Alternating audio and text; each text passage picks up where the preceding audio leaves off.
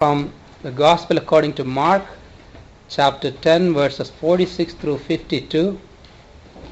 Blind Bartimaeus receives his sight. Then they came to Jericho. As Jesus and his disciples, together with a large crowd, were leaving the city, a blind man, Bartimaeus, which means son of Timaeus, was sitting beside the road begging. When he heard that it was Jesus of Nazareth, he began to shout, "Jesus, Son of David, have mercy on me." Many rebuked him and told him to be quiet, but he shouted all the more, "Son of David, have mercy on me." Jesus stopped and said, "Call him." So they called to the blind man, "Cheer up, on your feet, he is calling you." Throwing his cloak aside, he jumped to his feet and came to Jesus. "What do you want me to do for you?" Jesus asked him. The blind man said, "Rabbi, I want to see." "Go," said Jesus, "your faith has healed you." Immediately he received his sight and followed Jesus along the road. We look up on the various ministry of activities of Jesus Christ while he was in this world. And one of the ministries that he was doing here was healing people in their physical healing as well as spiritual healing. And many people were healed from many diseases. And one of them, like all of you know, that was he healed a lot of blind people. And one of them was a person by name Bartimaeus, who is listed here as the son of Timaeus. And this passage is about a person who was begging on the street side in Jerusalem, the streets of Jerusalem, because he was blind and he didn't have a way of living, so he started begging.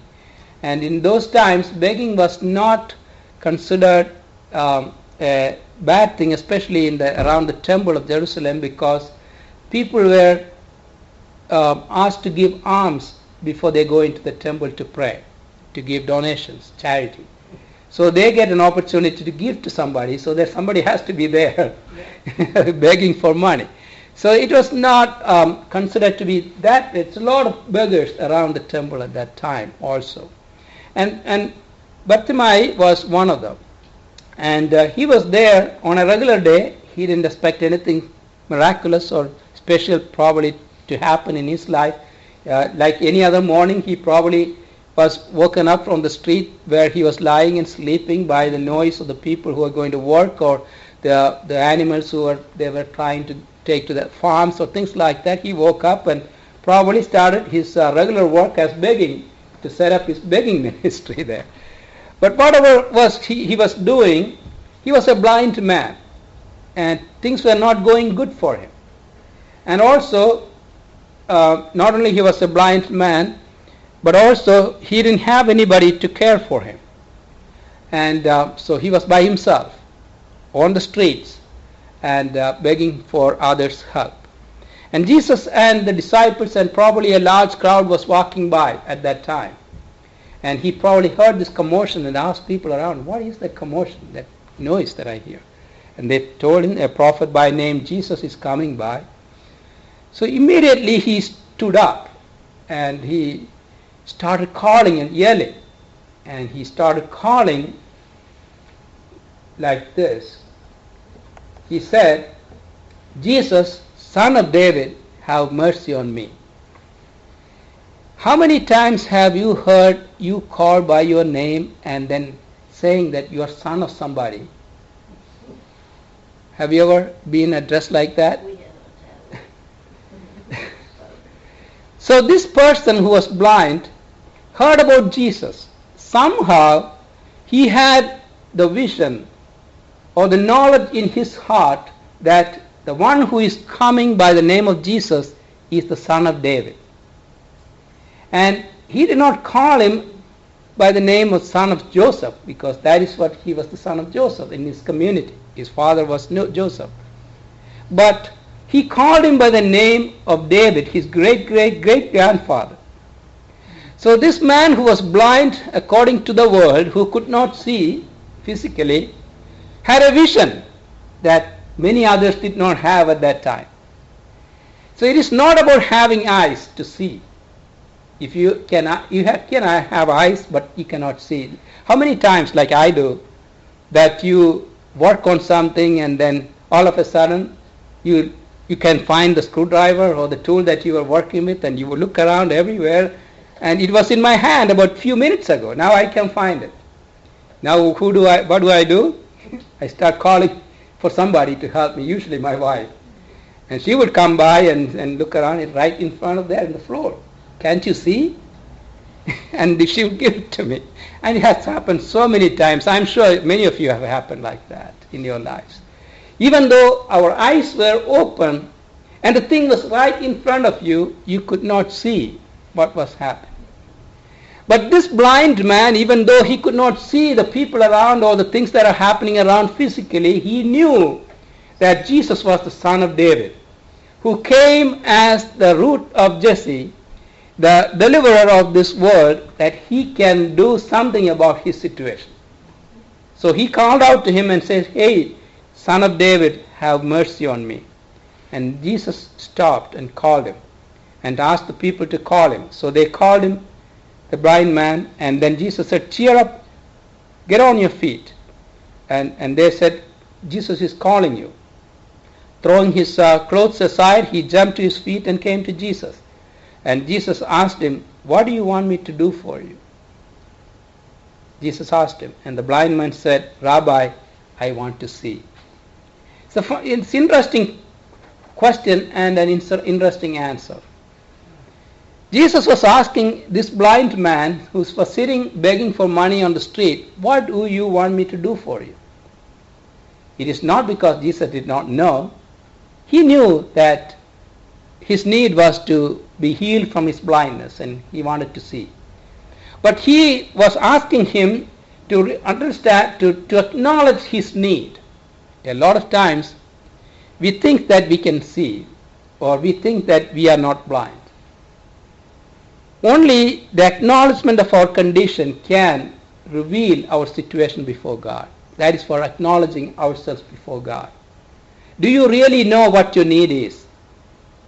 If you don't know what your need is, then you are not going to be healed from the things that you need to be healed from. So our need is to be relieved from our pain and our suffering, particularly our sin that binds us every day. That is what God is asking us. Do you know exactly what is your need in your life? Many times physical needs. We want more money. We want more, more things that we can enjoy. New house, new car, peace and joy. These are all good things that we can desire for. There's nothing wrong with it. But at the same time, the bottom need that we all have is to acknowledge our condition before God. That more than all these things, we need you in our lives. Because when you are in our lives, we will be more than happy than anything else that can give happiness. Money cannot buy you happiness. People cannot bring you happiness. They can give you some company sometimes, and after a while it wears off. And then we think about many other things. Money in the bank. I mean, how many billionaires are miserable? We know that. So I don't have to tell you all of that things. But God is the only one who can fill our hearts in that void that we are yearning for, that can fill us to that happiness. That is what Jesus was asking. What exactly do you need from me? And he said, "Rabbi, I want to see." And Jesus said, "Go, your faith has healed you." Immediately he received his sight and followed Jesus along the road. So God's provisions are there for us to receive, provided we have the ability to acknowledge our need before God. And Bartimaeus, as we are told, his name was Bartimaeus. He didn't even have a name. The name Bartimaeus means son of Timaeus. That's what we read there. So many people say that it was not really his name. He was known by his father's name. So Bartimaeus is the son of Timaeus. Bartimaeus thought that there is going to be something that he can receive from Jesus. As long as he acknowledged his need before Jesus, Jesus was able to heal him.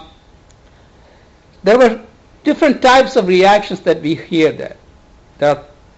Bartimaeus was there with his need before Jesus, and Jesus was there with his compassion and grace to bless him. And then there are people around them who did not even pay attention to this guy until he started calling out, and others with opportunity to guide him to Jesus. So there are several different people and characters in this story that we see. Understanding our need is the beginning of healing and acknowledging our situation and our condition. We must confess that we do not have all the answers, but we can be rest assured that God knows all the answers, even beyond that we can see. God knows everything. We are blind to many things around us. We are blind about tomorrow. We don't know what is happening tomorrow. We are blind about the next moment. As much as we are in this technology advanced world, we know that we are blind to many things. But God can see through everything in us and through us. He could see that Jesus is coming to help, and he can help him, and he acknowledged that. He didn't allow any negativism or his painful or suffering situations or even the crowds to deter him. He called out to Jesus, knowing that he can help him. He called Jesus by David's name and knew that he could heal and give solution to his problems. And also we read that the blindness that he had was physical, but he had vision inside. He had a great sight internally that he could see that Jesus was the Son of God, Son of David. So he could receive that healing. During this Lent time, as people of God, as we come before God together and also rededicate our lives together, pray that God will open our hearts and minds to see the things that are hidden. There are many things that are hidden that we need to see. God will open our eyes to see ourselves. One of the teaching classes, a professor asked a question: who would you like to see and talk to one day if you have the ability to do so? And many people talked about their ancestors who have died, and many people said they wanted to see Moses and talk to David and people like that in the Bible. But one answer was very poignant and very important that he heard, was that I want to see and talk to myself. That is exactly what we need to do during this time of Lent. To see ourselves as we are and to know what is needed in our lives that Jesus can do. There might be hatred, or there might be bias, or there might be injustice, things like that that are binding us in our hearts. Open our hearts to God during this time, that God can heal us. Jesus can cleanse us, because he's just walking by. Even though he's walking by, he knows you by name. And he knows what is needed in our lives to clean us, to cleanse us from all unrighteousness, so that we can be healed from not only our physical infirmities and sicknesses, but also our inside, that he can cleanse us. Jesus said, I am the light of the world, and he who follows me shall not walk in darkness, but shall have the light of life. And that is what God is going to give us today as we go from this place. Be the light of the world and see the things as God sees it, not as we see it, and have the grace to see others in need and help them. May the good Lord bless us with these words.